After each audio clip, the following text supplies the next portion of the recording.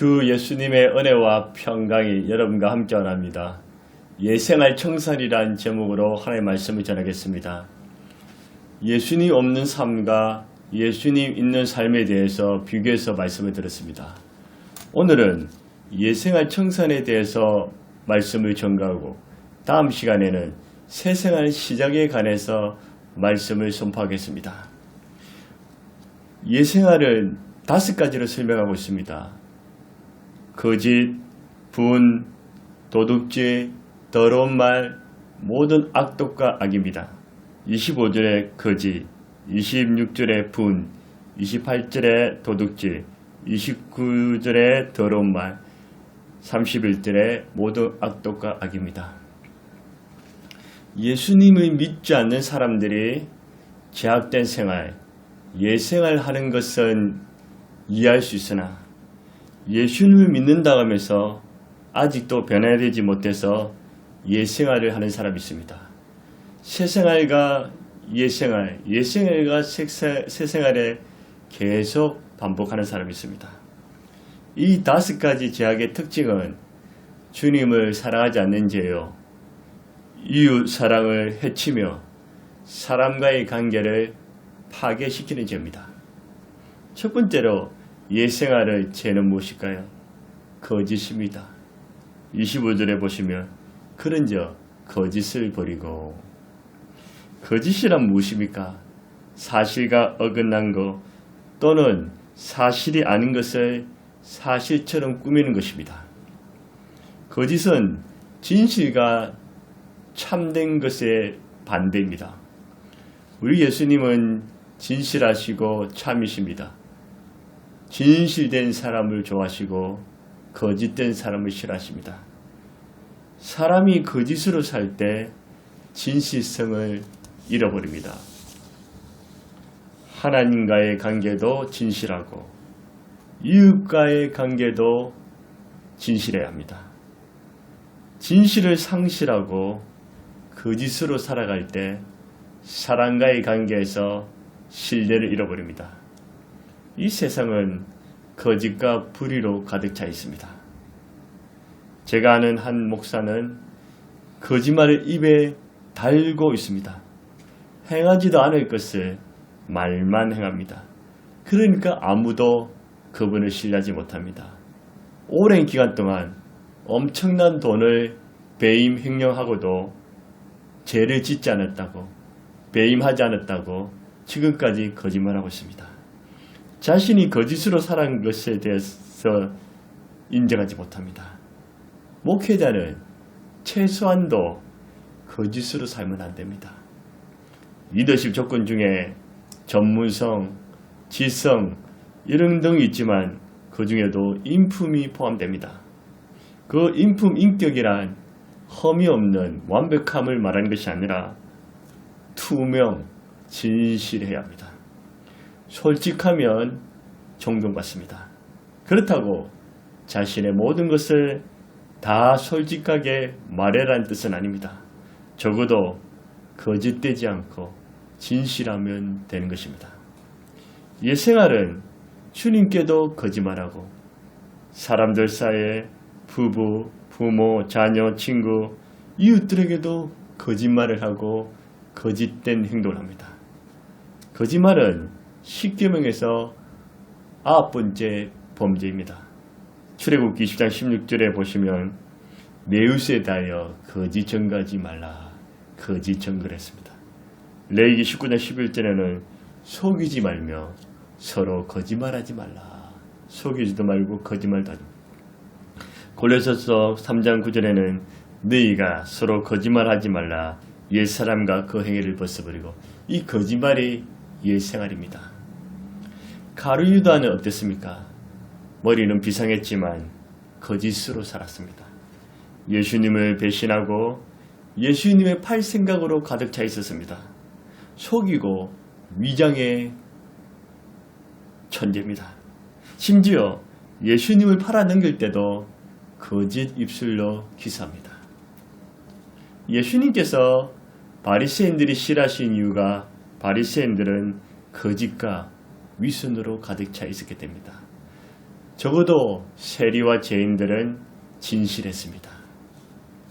사단 마귀의 특징이 대적자, 교만한 자, 참사하는 자, 시험하는 자, 살인하는 자 등 많은 별명들이 있지만 그 중 하나가 거짓말쟁이입니다.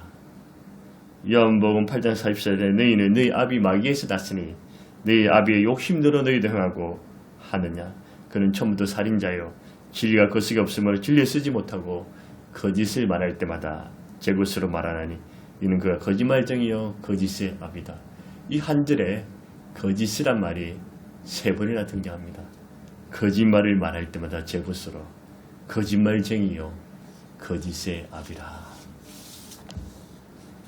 보시피싱, 사기꾼들, 악도 사채업자들 다 거짓말쟁이입니다. 거짓은 옛생활입니다. 거짓을 회개해야 합니다. 이것을 십자가에 못 박아야 합니다. 다시는 죽지 말아야 합니다. 거짓말하는 옛생활을 청산합시다. 두 번째로 옛생활은 무엇일까요? 분입니다. 분. 26절에 보시면 분을 내어도 죄를 짓지 말며 해가 지도록 분을 품지 말고. 분이란 억울하고 원통한 마음으로 성질내는 것입니다. 화를 참지 못해서 폭발하는 것입니다. 사람이 살다 보면 분도 생기고 성질도 날 수가 있습니다. 그리고 예수님처럼 어려운 분, 거룩한 분은 괜찮습니다. 그렇지만 억울하고 원통한 마음이 생겨서 화를 참지 못해서 폭발해버리면 돌이킬 수 없는 큰 고통이 찾아옵니다. 인간이란 순간 분이 날 수 있다고 했습니다. 순간 분이 나도록 그것으로 죄를 짓지 말라. 해가 지도록 분을 품지 말라. 오래 분을 품고 분이 습관화되지 말라는 것입니다. 여름에 특히 장마철에는 습도가 높고 불쾌 지수가 높아서 성질이 짜증이 자주 날 수 있습니다. 분을 오래 품고 이를 갈면 그것이 미움과 오해, 정오와 복수, 해치고 싶은 마음이 생겨서 주인 또는 다른 사람들에게 해를 주거나 심지어 살인까지 저지릅니다.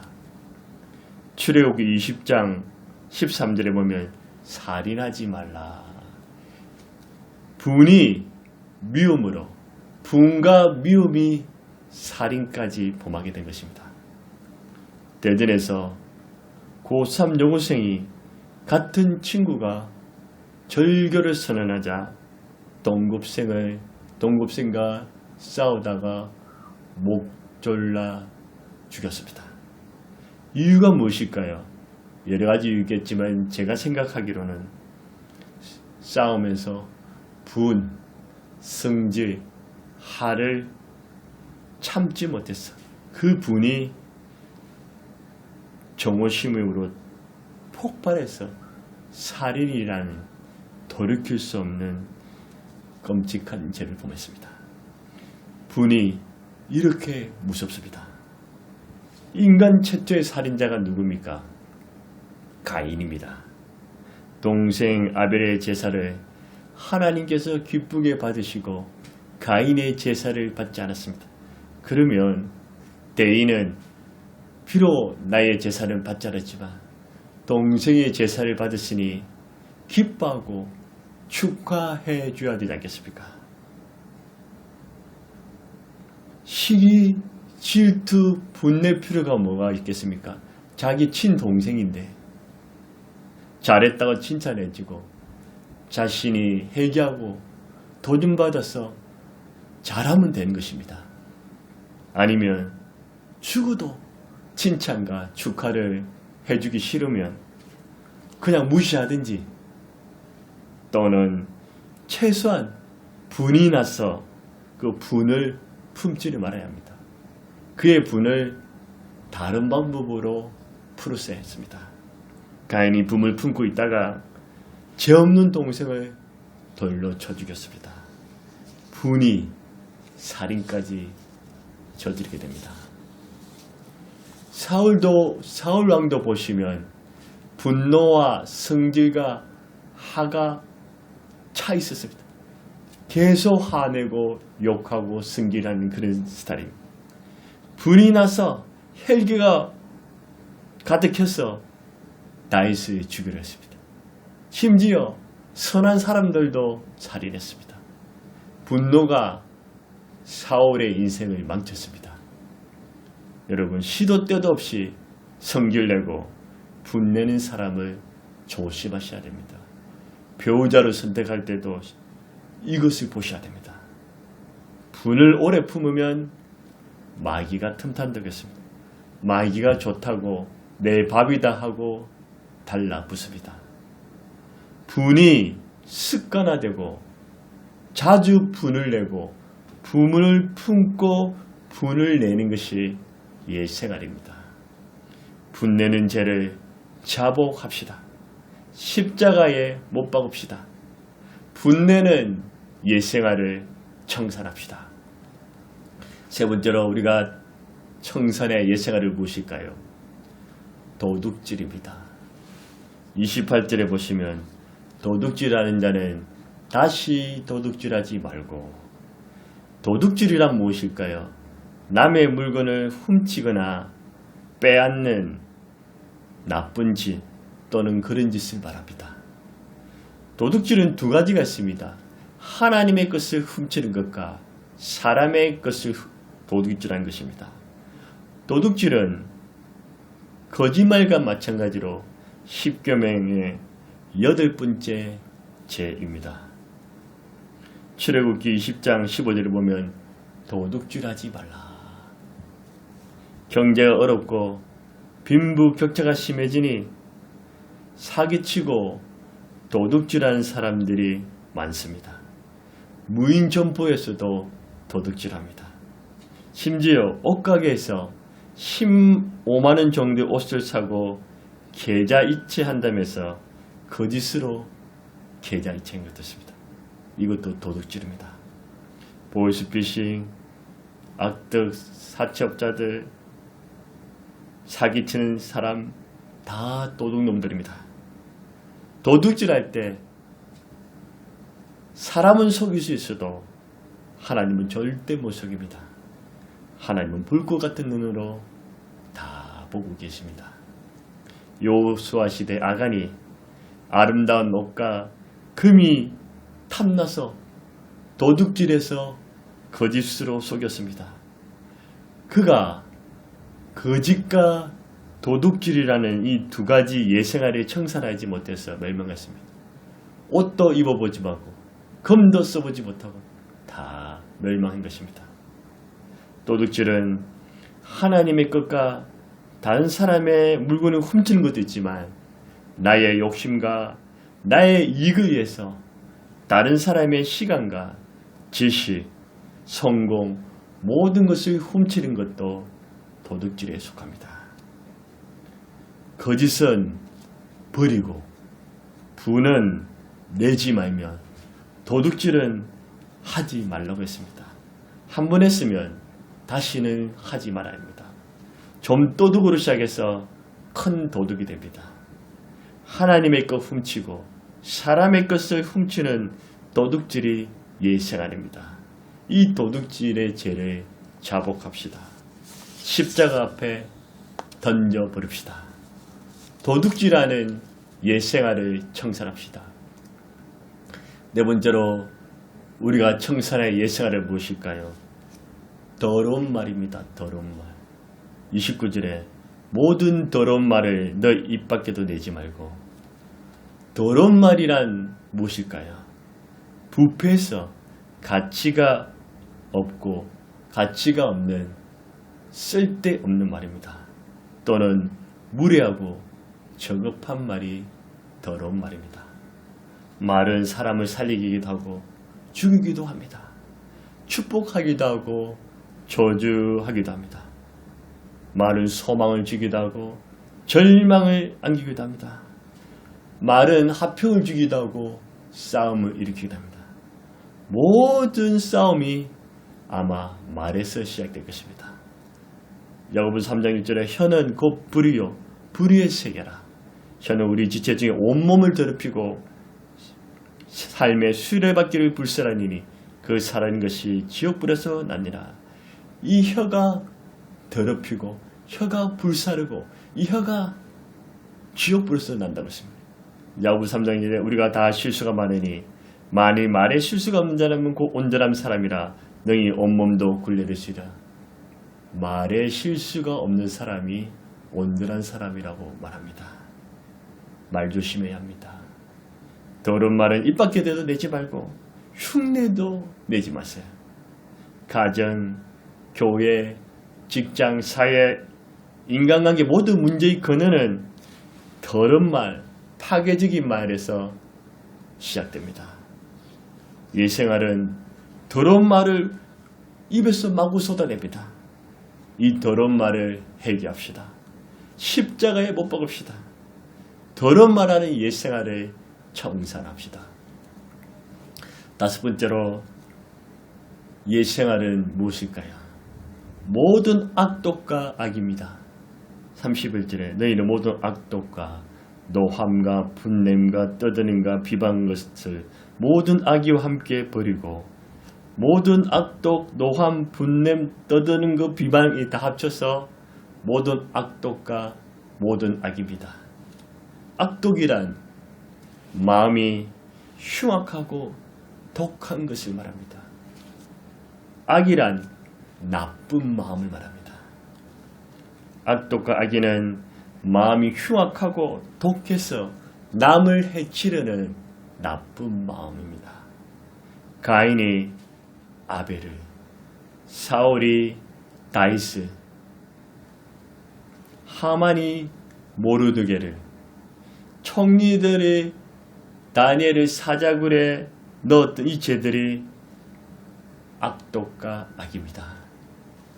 마음이 흉악하고 독해서 나쁜 마음을 가지고 남을 해치려는 계획과 행동이 모든 악독과 모든 악입니다.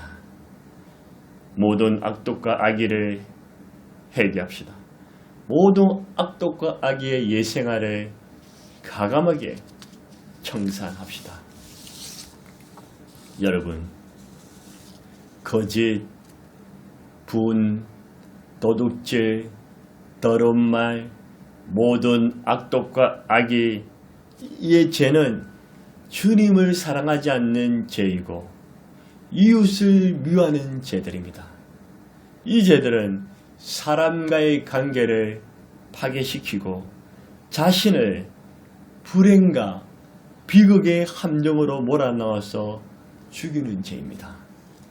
이 모든 번제의 두목은 마귀와 악한 영들입니다. 마귀가 배후에서 틈을 타서 거짓, 분, 도둑질, 더러운 말, 모든 악독과 악의의 죄를 범하게 한 것입니다. 이런 죄들은 30절에 의하면 하나님의 성령을 근심하게 한다고 했습니다.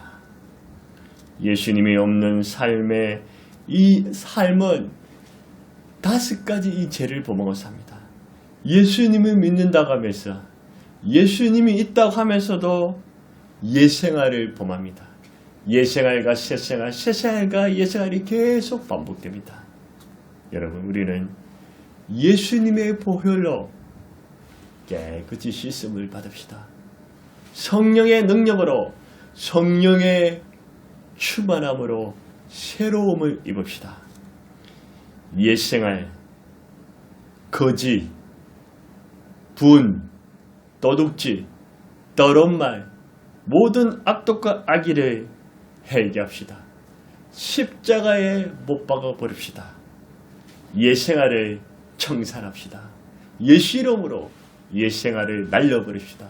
그리고 새생활을 기대하면 새생활을 살겠다고 결단하면 다짐합시다.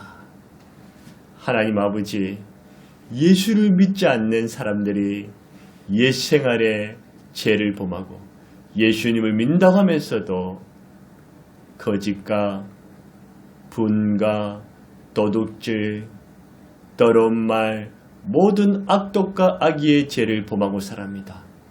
주님 용서하여 주시옵소서. 주님 불쌍히 여겨 주옵소서. 주님의 보혈로 깨끗하게 씻어 주옵소서. 성령의 새롭게 하심으로, 성령의 능력으로 하나님 우리의 삶 가운데 거짓, 분, 도둑질, 더러운 말, 모든 악독과 악의를 다 벗어버리고 다 던져버리고 심령이 마음이 늘 성령으로 새롭게 살아갈 수 있도록 힘을 주시옵소서. 오 주님 감사합니다. 주여 우리를 불쌍히 여겨 주옵소서. 예수님의 이름으로 기도드리옵나이다. 아멘.